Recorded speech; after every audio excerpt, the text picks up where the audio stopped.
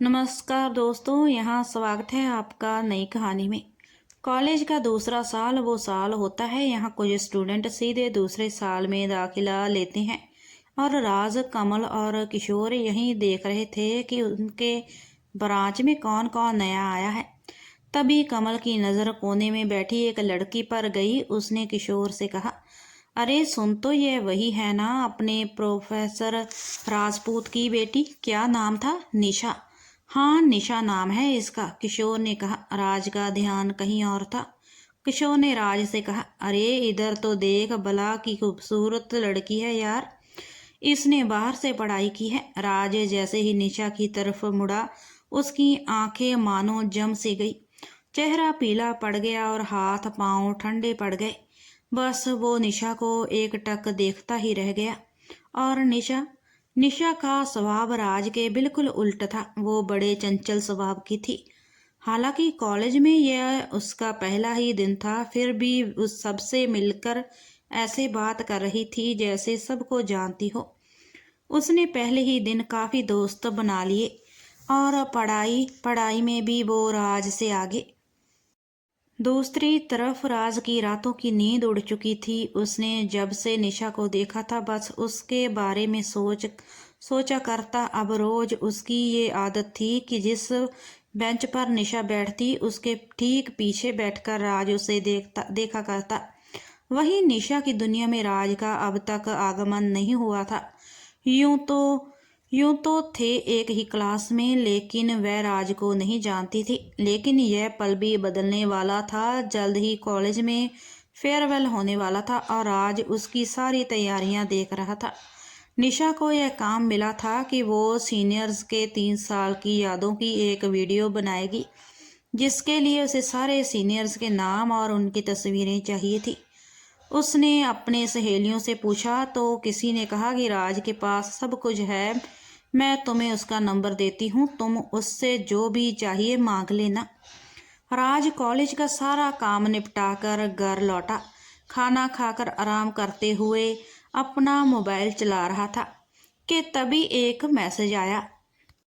Hi Nisha, this side, तुम्हारी help चाहिए थी। राज को तो मानो अपनी आंखों पे यकीन नहीं हो रहा था कि निशा, जिसे वह इतना पसंद करने लगा है, उसका मैसेज आया है। राज ने तुरंत जवाब दिया, यस, हाय, हाँ तुम बोलो, मैं मदद करूँगा। तब निशा ने सारी बात बताई और राज ने फट से उसे सारी तस्वीरें और नाम भेज दिए। बस फिर क्या था, अब रोज ही किसी न किसी बहाने से कभी राज तो कभी निशा एक दूसरे से मैसेज पर बात किया करते थे। देखते ही देखते कॉलेज का तीसरा और आखिरी साल भी आ गया और साल के पहले ही दिन राज ने तय किया कि वो अपने दिल की बात निशा से कह देगा। उस दिन प्रैक्टिकल था। सभी प्रैक्टिकल निपटाकर घर जा चुके थे। बचे तो बस राज, कमल, किशोर और निशा और उसकी दोस्त अंकिता। राज हिम्मत करके निशा के पास गया और उससे कहा, पिछले 3 सालों में मैंने ये बात नहीं बताई क्योंकि मैं तुम्हारी दोस्ती खोने से डरता था, पर अब मुझे लगता है कि जो हो देखा जाएगा। अगर आज नहीं कहा तो शायद कभी बोलने का मौका दोबारा नहीं मिलेगा। मैं बस इतना कहना चाहता हूँ कि मुझे तुमसे प्यार है, और हाँ, मैं ज़्यादा फिल्मी बातें नहीं करूँगा। अगर तुम्हें लगता है कि मैं भरोसे के लायक हूँ और तुम्हारा साथ निभा सकता हूँ, तो ही तुम मुझे हाँ कहना, वरना कोई बात नहीं। निशा के चेहरे की हवाइयाँ उड़ गई।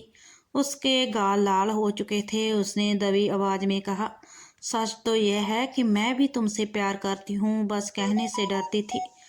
अब राज और निशा दोनों एक दूसरे के हो चुके थे।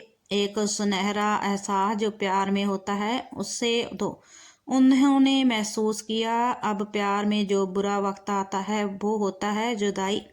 बस यह पल इनकी जिंदगी में दस्तक दे चुका था। निशा को आगे की पढ़ाई करने के लिए दूसरे शहर जाना था। राज का रोज रो रो कर बुरा हाल था। वो डरता कि कहीं निशा मुझसे दूर गई तो हमेशा के लिए जुदा हो जाएगी। निशा ने उसे समझाया, तुम डरो मत, हमारा रिश्ता कभी खराब नहीं होगा, ये मैं तुमसे वादा करती हूँ। राज मान गया और निशा अब दूसरे शहर में रहकर पढ़ने लगी। राज उसे रोज मैसेज करता, कॉल करता। कुछ दिनों तक सब कुछ ठीक था, पर धीरे धीरे निशा राज के मैसेज का जवाब नहीं देती। कॉल्स नहीं उठाती, ना ही सामने से कॉल्स आती। राज को लगता कि वो शायद पढ़ाई में बिजी है, इसीलिए जवाब नहीं देती। लेकिन दिन ब दिन राज की चिंता बढ़ने लगी। राज रोज रात तक इंतज़ार करता कि अब शायद निशा कॉल करे या मैसेज का जवाब दे, पर ऐसा कुछ भी नहीं हुआ। आज राज का जन्मदिन था। सबकी बधाइयाँ राज को लगातार आए जा रही थी, और उनमें एक कॉल निशा का आया, जो राज जैसे फूले नहीं समा रहा था। उसने तुरंत फ़ोन उठाया और कहा, मुझे पता था तुम आज कॉल करोगी ही। इतने दिन हो गए, कहाँ थी यार? पता है मैं कितना परेशान हो गया था।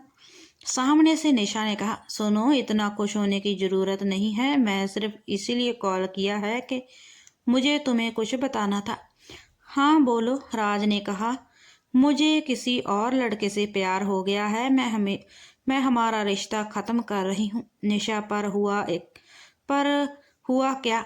अचानक क्यों ऐसा? मुझसे कोई गलती हुई? राज ने रोंदे गले से कहा, आज के बाद ना मुझे कॉल करना, ना ही मैसेज। इतना कहकर निशा ने फ़ोन रख दिया। इधर राज कुछ सोच ही नहीं पाया कि हुआ क्या।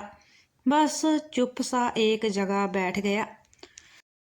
घंटों रोता रहा। घंटे दिन में बदले, दिन साल में। अब उस बात को 2 साल हो चुके थे, लेकिन राज अब तक निशा को भूला नहीं था।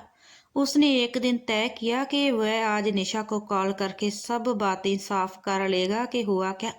उसने कॉल लगाया। निशा ने फ़ोन उठाया। तुमसे कहा था ना मैंने, तो मुझे कॉल नहीं करना। और राज ने कहा, मुझे बस मेरी गलती बताओ, हुआ क्या? निशा ने कहा, कोई ज़रूरत नहीं है जानने की, और ना ही मैं ज़रूरी समझती हूँ तुम्हें जवाब देना। काफ़ी देर दोनों में झगड़ा हुआ। राज ने आखिर में कहा, ठीक है, तुम खुश रहो अपनी ज़िंदगी में, मैं भी तुम्हें भूल जाऊंगा। इतना कहकर उसने फ़ोन रख दिया और निशा के नंबर को ब्लॉक कर दिया। लेकिन रात में बैठकर उसने एक खत लिखा, जिसमें उसने निशा को पिछले 5 साल की यादें दिलाई, और लिखकर उसे एक लिफाफे में डाल दिया ताकि वो खत निशा तक पहुंचा सके। कुछ दिनों बाद एक सुहानी शाम थी। राज छत पर कॉफ़ी पी रहा था। उतने में उसके एक दोस्त का कॉल आया और सामने से आवाज़ आई, भाई मैं किशोर। ये मैं क्या सुन रहा हूँ यार? ये कब और कैसे हुआ? राज ने पूछा। किस बारे में बात कर रहा है? मेरा रिश्ता तो काफ़ी समय पहले ही ख़त्म हो चुका था। नहीं यार, वो निशा है ना, उसकी कल रात एक बीमारी से मौत हो गई। इतना सुनते ही कॉफ़ी का कप राज के हाथ से गिर पड़ा। वो खामोश सा रह गया। राज तू सुन रहा है? उसकी बॉडी आज यहाँ उसके घर ला चुके हैं, तू आ जाना। इतना सुनते ही राज दौड़ पड़ा, गाड़ी निकाली और सीधे निशा के घर पहुंचा। वहाँ उसके घर वाले और उसका बॉयफ्रेंड था। उसने राज से कहा, निशा को एनसीमिया था, इन्फेक्शन काफ़ी बढ़ चुका था। वो आखिरी वक्त में तुमसे मिलना चाहती थी, माफ़ी मांगना चाहती थी, पर उसे डर था तुम उससे मिलोगे नहीं। राज के मन में उस दिन से अब तक सिर्फ एक ही सवाल कायम है, क्यों नहीं बुलाया मुझे आखिरी बार मिलने? आज राज सबसे हंसकर मिलता तो है, लेकिन उसके दिल में कुछ सवाल, निशा की यादें और उसका वो आखिरी खत आज भी राज के साथ है। जिंदगी का कुछ पता नहीं, किसी के आने किसी के चले जाने से जिंदगी रुकती नहीं। हमें चलना होता है हर पल, लड़ना होता है, और कहानी जैसे ख़त्म होगी हम सोचते हैं, लेकिन वैसी ख़त्म नहीं होती। अगर यह कहानी आपको अच्छी लगी हो तो लाइक, शेयर और कमेंट कर बताएं, और ऐसी और कहानियों के लिए चैनल को सब्सक्राइब भी ज़रूर करें। धन्यवाद।